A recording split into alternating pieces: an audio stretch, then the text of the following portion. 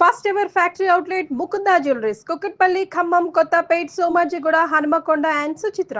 నమస్తే రమ్మగారు. నమస్తే జయ. రమ్మగారు, చీరలు, డ్రెస్సులు, పట్టు చీరలు, డ్రై వాష్, క్లీనింగ్ అసలు ఏం చేస్తారు మీరు?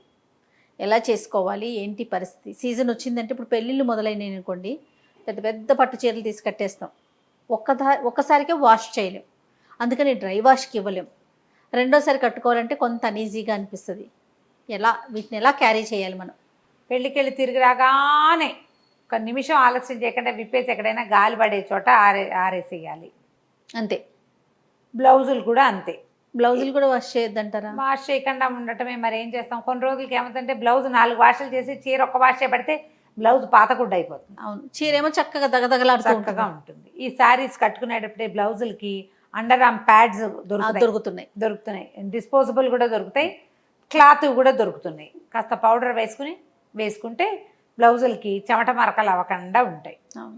సాధ్యమైనంత పెద్ద పట్టు చీరలు ఏసీ హాల్స్కి మాత్రమే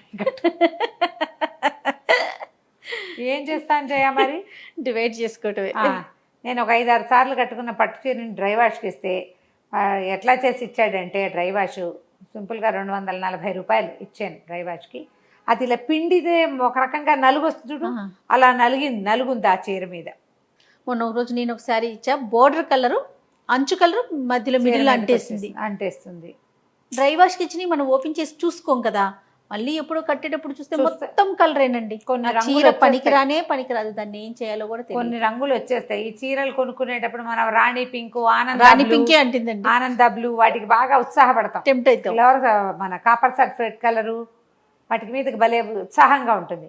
ఆ రంగులు భయంకరంగా అంటేస్తాయి. అవును, వాటిలో ఏమైనా చేయొచ్చా రమ్మగారు? మళ్ళీ చూడాలి, డ్రై వాష్కి ఇచ్చి వాటితో పోట్లాడి శతవిధాల బాణాసురులాగా పచ్చేతులతోటి వాటితో యుద్ధం చేసి అప్పుడు ఏమైనా చెయ్యి దీన్ని అని అడిగితే ఏమైనా చేస్తాడు. నాది కూడా ఒక ఎరుపు ఆకుపచ్చ చీర రోలింగ్కి ఇస్తే ఆకుపచ్చ రంగు చీరంతా అంటించేస్తే నేను దాన్ని బ్రౌన్ కలర్ చేయించుకున్నా, డై చేయించుకున్నా. ఏం చేయను, అయ్యయ్యో, రెడ్ గ్రీన్ భలే బ్యూటిఫుల్గా ఉండేది. ఆ రెడ్ గ్రీను ఇంకా తర్వాత ఇంకా మళ్ళీ రెడ్ గ్రీన్ కొనలా, సెంటిమెంట్ దెబ్బతినిపోయి. తర్వాత కొన్ని ఫ్యాన్సీ శారీస్ నేనైతే ఇంట్లో షాంపూ వేసేసి షాంపూ నీళ్ళలో ముంచి లేపి ఒకసారి అట్లా ఆరేసుకొని ఏదో ఇస్త్రీ చేయించుకుంటాం. మీరేం చేస్తారు? నేను కూడా అంతే, షాంపూ నీళ్ళలో చేస్తాను. పట్టు చీరలు అయితే రంగు రావన్న నమ్మకం ఉంటే కుంకుడుకాయ నీళ్ళలో ఉతుకుంటాము. కుంకుడుకాయ నీళ్ళు కుంకుళ్ళు నానబెట్టేసి రసం తీస్తే చీరలు కొంచెం బ్రిస్క్గా అవుతాయి. మా అక్కయ్య బెల్లపు నీళ్ళల్లో ముంచుతుంది. బెల్లం నీళ్ళు కూడా చీర కొంచెం గంజి పెట్టినట్టు వస్తుంది, బ్రిస్క్గా వస్తాయి, కరకరలాడుతూ ఉంటాయి. కుంకుడు నీళ్ళల్లో మళ్ళీ నీళ్ళల్లో జాడిచ్చేసి ఉతికేసి బెల్లం నీళ్ళల్లో ముంచుతారు. ఓకే, ఫస్ట్ టైం వింటున్నాను. బెల్లపు నీరు అయితే ఏంటంటే చీర క్రిస్ప్గా ఉంటుంది. ఇక మన గమ్ము లాంటిది ఒకటి దొరుకుతుంది, గమ్ దొరుకుతుంది. గమ్ము నీళ్ళల్లో కూడా ముంచినా కూడా చీరలకి గంజి పెట్టక్కర్లేకుండా కరకరలాడుతుంటాయి. కొత్త చీరలో ఒక రకమైన కరకర ఉంటుంది. అవునవును, అది ఆ గమ్ము వల్ల వస్తుందట. ఆ గమ్ము చేనేత చీరలు, నీత చీరలు, పట్టు అవి నేసేటప్పుడు అతికించడానికి ఆ గమ్ వాడతారట. ఆ గమ్ మనకి షాపుల్లో దొరుకుతుందా? తక్కువ దొరుకుతుంది. మరి మేమైతే ఎక్కడా వెతుకుతూనే ఉన్నాం, దొరకలేదు. నేనేం చేశానంటే ఎడిబుల్ గమ్ ఉంది నా దగ్గర, మొన్న ట్రై చేసి చూద్దామని ఒక గద్వాల చీరకి అది వేసి ముంచి చూసా. చీర కొంచెం క్రిస్ప్గా బాగుంది. ఐరన్ చేయించుకుంటే చాలా బాగుంది. 2 సార్లు కట్టుకున్నా కదలలేదు. ఎక్కువ గంజిగా గట్టిగాను లేదు, మెత్త తోల్లాగా వేలబడిపోతాయి కదా ఉతికేసరికి. మీరు ఎప్పుడు కూడా మనం చీరలు ఉతకడానికి ఒక ఇదేదో రాసి పెడతాడు. ఫస్ట్ టైం డ్రై వాష్ అంటే ఆ కలర్స్ ఫిక్స్ అవ్వటం కోసం డ్రై వాష్ కూడా చీప్గా చేసేస్తాడని మాత్రం వెళ్ళబోకండి. కొంచెం మంచివాడిని చూసుకోవాల్సిందే. ఎందుకంటే చీర మనం 5,000, 6,000 లేదా 10,000 ఎంతో పెట్టి కొని చీర పోతే అవునవును ఒక 250 రూపాయలకు చూడకూడదు, కుర్తి పడద్దు. ఫస్ట్ టైం డ్రై వాష్ అని చెప్పినప్పుడు ఫస్ట్ టైం ఖచ్చితంగా డ్రై వాష్ చేయండి. ఇలా రంగులుగా ఉన్న చీరల్ని ఏ చీరకు ఆ చీర జాగ్రత్తగా ఉతుక్కోవాలి. మేము అదొకటి తెస్తున్నాం, సేఫ్ వాష్, విప్రోనో ఏదో ఉంటుంది బోర్డు అంతది. ఇంత మెట్రోలో కొంటే 1+1 ఆఫర్ కూడా వచ్చేది. దాంట్లో ఉతికితే చీరలు చాలా బాగుంటున్నాయి, రంగులు ఊరవు, డిటర్జెంట్ లేదు. చాలా చీరలకి ఏంటంటే డిటర్జెంట్ తగలంగానే రంగు విడిచే గుణం ఉంటుంది. మామూలు హ్యాండ్ వాష్, సర్ఫులు గిర్ఫులు వేట్లోనూ పెట్టకూడదు. ఫాల్ దగ్గర మురికి కూడా ఈ సేఫ్ వాష్ తోటే పోతుందా? పోతుంది. తర్వాత అంటే మరి ఇది ప్రమోషన్ లాగా చేశానని భావించకపోతే యామ్వేలో ఒక వాషింగ్ లిక్విడ్ ఉంది, యామ్వే వాళ్ళది. దాంట్లో ఒక ఇంకోటి అంటే సిల్క్ శారీస్ ఉతుక్కునేందుకు ఇంకొకటి ఉంది చిన్నది, వేరే బాటిల్. దాంతో ఉతికాం చాలా నాళ్ళు. ప్యూర్ సిల్క్స్, తర్వాత ఈ సిల్క్ కోటాస్ వస్తాయి కదా, అవి చాలా బాగుంటాయి. దాంతో చీరల మీద చిన్న చిన్న మరకలు పడినా దీంతో ఉతికితే శుభ్రంగా ఆ మరకలు పోతున్నాయి.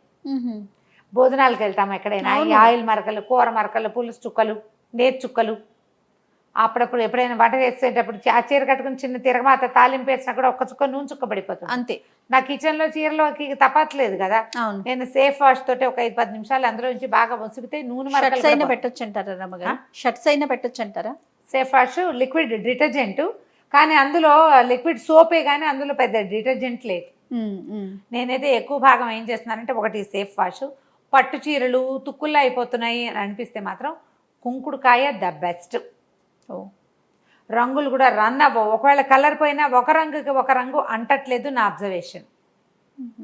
ఆకుపచ్చ రంగు పోతున్నాయి రంగులు, కానీ కలర్ అంటట్లా. పోతే పోయిందండి, అంటకుండా ఉంటే కనీసం కట్టుకుంటాం. తర్వాత మొదటిసారి కనుక మనం రంగులు వస్తాయని అనుమానం ఉన్న సిల్క్ శారీస్ వాటిలలో అంత ఉప్పు వేసి నీళ్ళలో అందులో కనుక తడిపితే రాళ్ళ ఉప్పు వల్ల కలర్ ఫిక్స్ అవుతుంది.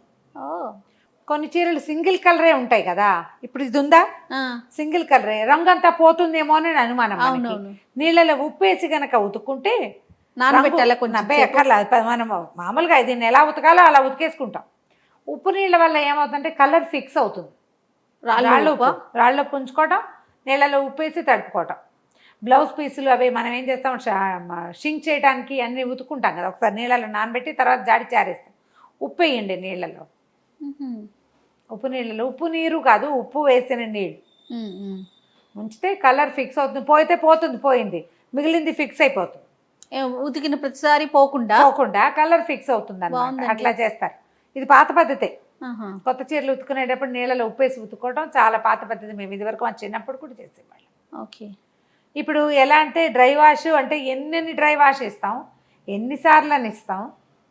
కొంచెం లైట్ వెయిట్ శారీస్ అవి ఉంటాయి, మన షిఫాన్స్ లాంటి ప్యూర్ షిఫాన్స్. ఇవి కొంచెం చీరలు నీళ్ళలో పెట్టకంటే ముడుచుకుపోయి చిన్నది అయిపోతుంది. అవునవును. అలాగే ఇంట్లోనే కుంకుడుకాయతో కానీ షాంపూతో కానీ శుభ్రంగా సేఫ్ వాష్ తోటి కానీ ఉతికేసుకుని రోలింగ్కి ఇచ్చేస్తే సరిపోతుంది కదా. ఉతికి రోల్ చేయించామనుకో శుభ్రంగా ఉంటాయి. ఒక 3-4 సార్లు కట్టేసుకోవచ్చు. నేను రోలింగ్ చీరలు చాలానే ఉంటాయి నా చీరలు, చెక్క చీరలు చూస్తావు కదా, కొన్ని మరి కొయ్య ముక్కల్లా అయిపోతాయి, కానీ కొంచెం ప్యూర్ సిల్క్స్, తర్వాత ఏమో షిఫాన్స్, జార్జెట్లు అవి బాగుంటాయి. ఓకే ఓకే, చక్కగా ఉంటాయి. ఆ తర్వాత ఏమో ఇందులో మా దాంట్లోనే శారీ పాలిషింగ్ అని ఒకటి చేస్తారు.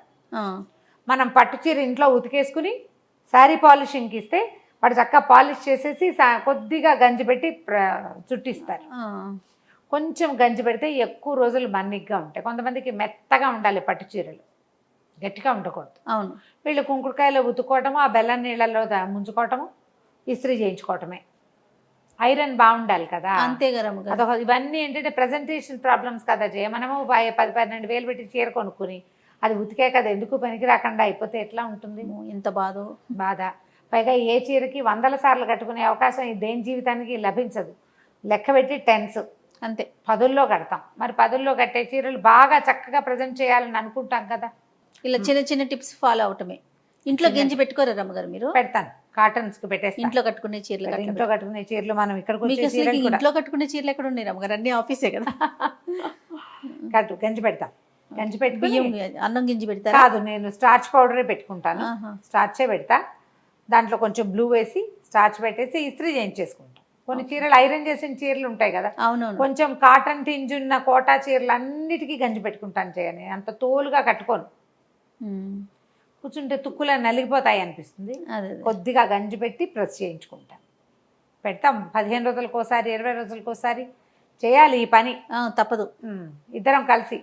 ఓహో, నేను ఉంటాను, నేను లేకుండా అవ్వదు. గంజి నేను ఉడకబెడతాను, వడబోసిస్తాను, ముంచి ఆరేసేటప్పుడు మళ్ళీ ఇద్దరం పట్టి ఆరేస్తాం, ఇద్దరం కలిసి మడత పెడతాం, ఇస్త్రీకి ఇచ్చేస్తాం. చేయాల్సిందే మరి, తప్పదు కదా. ఎవరి చీరల పనులు వాళ్ళే చేసుకోవాలి. కానీ మీరు అన్నట్లుగా ఆ ఇన్స్ట్రక్షన్స్ని ఫాలో అవ్వాలి రమ్మగారు. ఫస్ట్ ఎందుకో దాని దగ్గర కక్కుర్తి పడతామేమో అనిపిస్తుంది నాకు. మనం ఉతికేద్దాంలు అనుకుంటాం కానీ నాశనం. చీరలు పాడైపోతాయి, ఒక్కొక్కసారి దాళ్ళు వచ్చేస్తాయి, చిరిగిపోతాయి. చిన్న చిన్న వాటికి రంగులు పోతాయి, కింద రంగు పైకి పై రంగు కిందకి పోతుంది, అవును కొన్ని పువ్వులు వెలిసిపోతాయి, అవును, కొన్ని ఎర్ర ఎర్ర చుక్కలన్నీ పోతాయి, ప్లెయిన్ మిగులుతుంది. అలా ఎలా చేసుకుంటాం? మరి ఇంత ఖరీదు పెట్టాం కదా. ఆ కాస్త జాగ్రత్త పడితే, ఇన్స్ట్రక్షన్ ఫాలో అయితే కనీసం బాగుంటుంది. ఫస్ట్ టైం డ్రై వాష్ చేసుకోవచ్చా అని అడుగుతాం, అదొక అలవాటుగా అడుగుతూ ఉంటాం. వాళ్ళేమో హోమ్ వాష్ చేసుకోవచ్చు అంటారు. కాదండి, ఇది ఫస్ట్ టైం డ్రై వాష్ అని చెప్తారు.